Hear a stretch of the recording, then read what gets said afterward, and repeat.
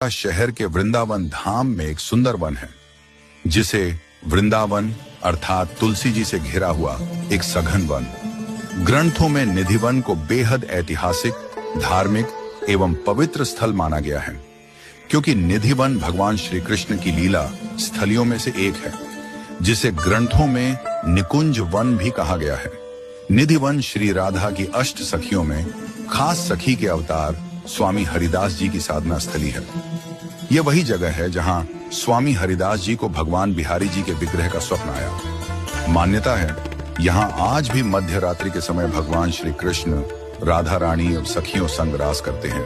यहाँ तुलसी के विराट वृक्ष हैं, मानो जैसे सखियां खड़ी हों। निधिवन की संध्या आरती ही दिन की अंतिम आरती होती है, क्योंकि संध्या आरती के बाद यहाँ कोई नहीं रहता। इसीलिए निधिवन के पट संध्या आरती के बाद बंद कर दिए जाते हैं, जिसकी वजह से यहाँ रहने वाले सभी पशु पक्षी निधिवन छोड़कर स्वतः ही चले जाते हैं। निधिवन में स्वामी हरिदास जी को मिले त्रिभंग आकार के विग्रह का नाम उन्होंने ठा श्री बांके बिहारी रख दिया। बांके बिहारी जी को हरिदास जी ने सर्वप्रथम निधिवन में प्रतिष्ठित किया था, जिनको आज अनगिनत लोगों के इष्ट देव के रूप में पूजा जाता है।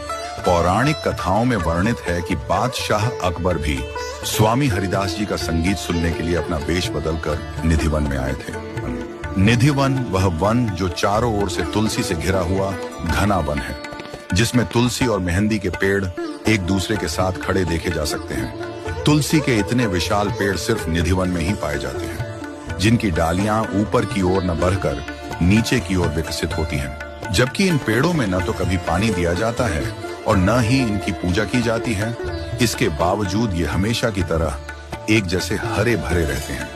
ग्रंथों में लिखा हुआ है कि निधिवन ही वह जगह है जहां श्री राधा कृष्ण मध्य रात्रि तक रास किया करते थे।